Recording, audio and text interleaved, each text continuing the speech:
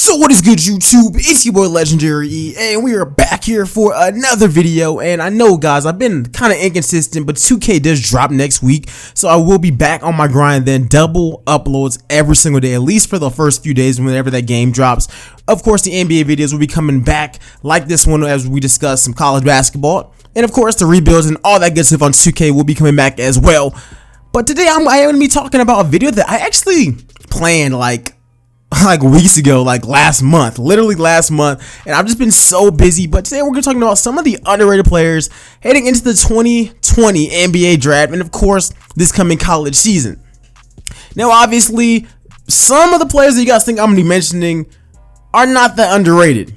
Like if they were ranked in the top 10 last year, according to 24/7 Sports, probably not on this list. James Wiseman is nowhere near on this list. Cole Anthony he's just not underrated.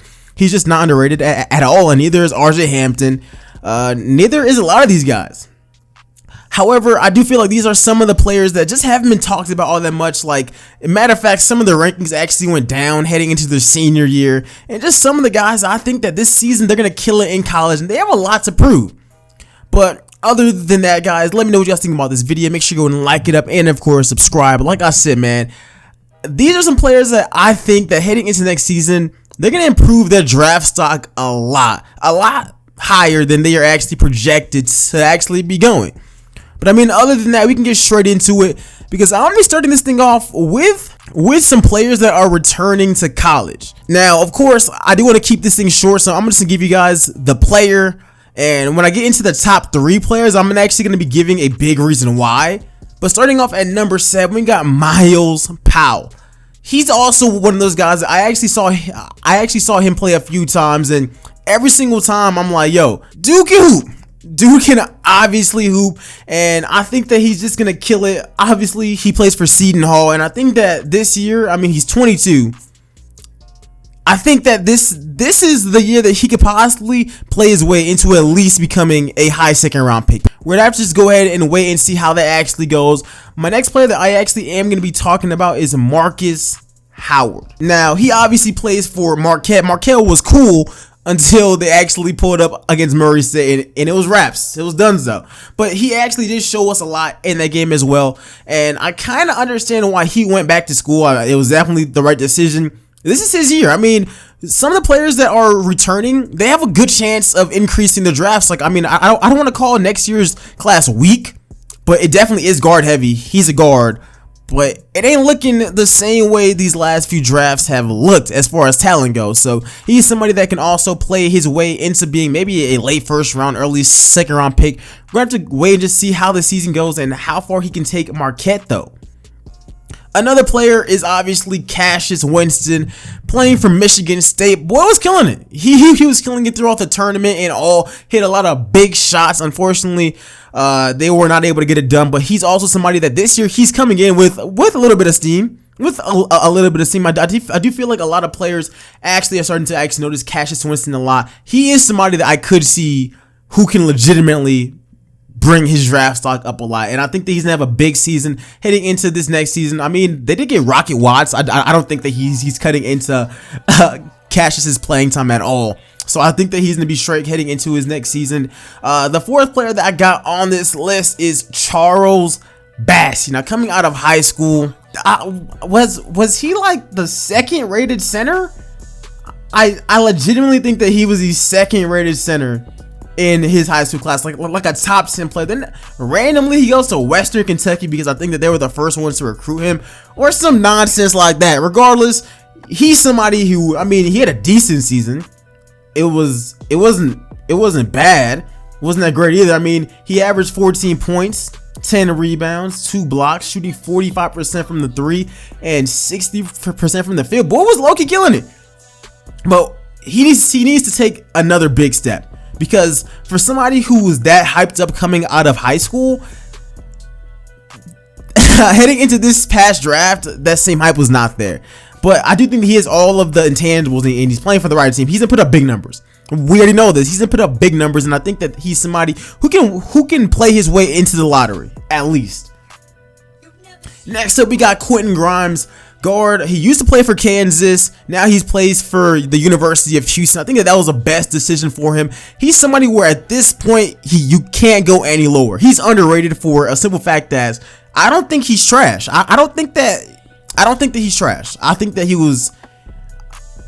definitely should have been the best player on that Jayhawk team last season. Unfortunately, the system and him did not really go hand in hand. Regardless, at U of H, he should walk there and be their best player, and be their superstar. I mean, U of H actually did have a really good team last year. Let's see if Quentin Grimes can actually take over that helm and just lead them to a better position.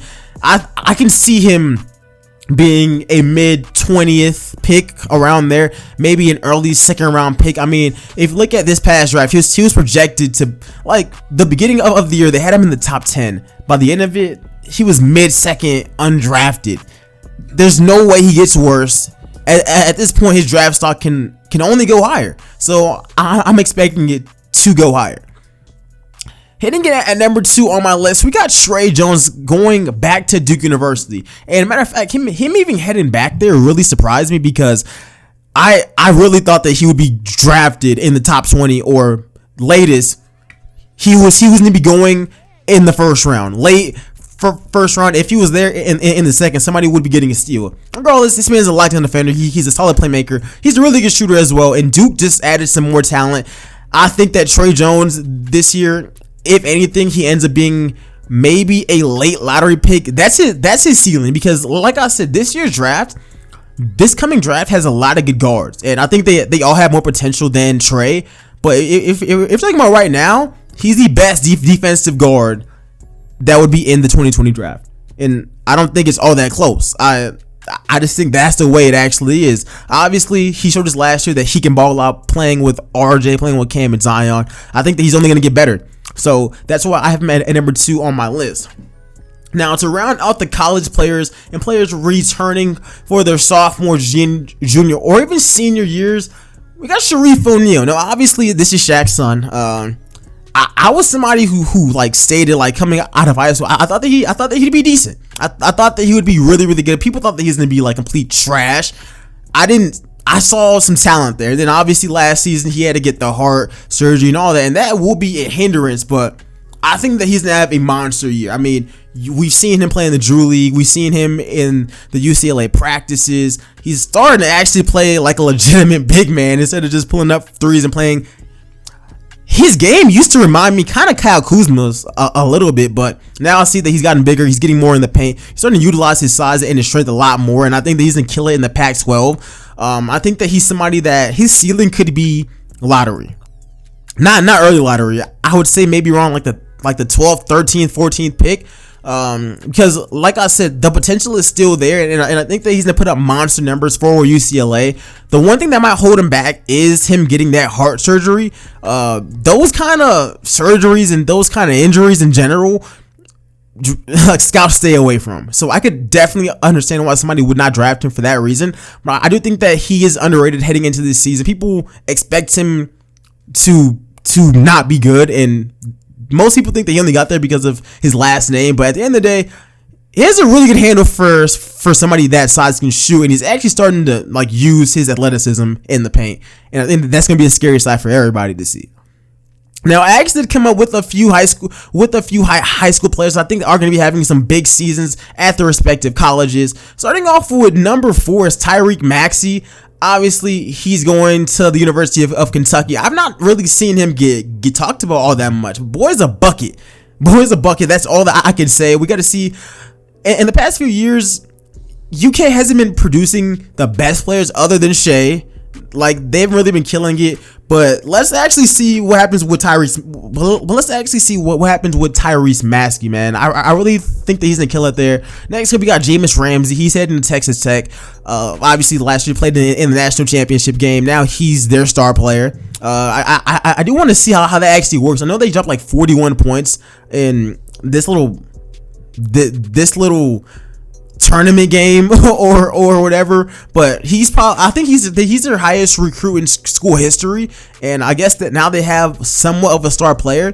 let's see how that works out. Let's see what Coach Beard can actually do with that. I actually want to see that. We got Scotty Lewis. Nobody's talking about him a lot. I think that he's going to be insane. I believe he's going to the University of Florida. I would like to see what he does there. In Jaden McDaniels, he's the only player from this that he's actually ranked like number 8 in his draft class. But legitimately, man, this man used to be the number 1 player in this class. And he used to be so much higher, but it seems like his ranking has been falling down. But he's going to the University of Washington. He's going to put up mega numbers there. Their team is better than it has been in the past, but like, I don't think it's still all that competitive. He's going to put up monster numbers there, and hopefully he can make his way into being a top 10 player, because I think that skill set wise, he's probably one of the best scorers in this draft. But guys, let me know who you guys think is underrated heading into this college season. Let me know if I miss everybody. I mean, how many teams play NCAA basketball? I probably missed a bunch of them. So let me know y'all's favorites in the comment section below. Make sure you go and like up this video, and of course subscribe. And I'll see you guys in the next one. I'm out. Peace, y'all.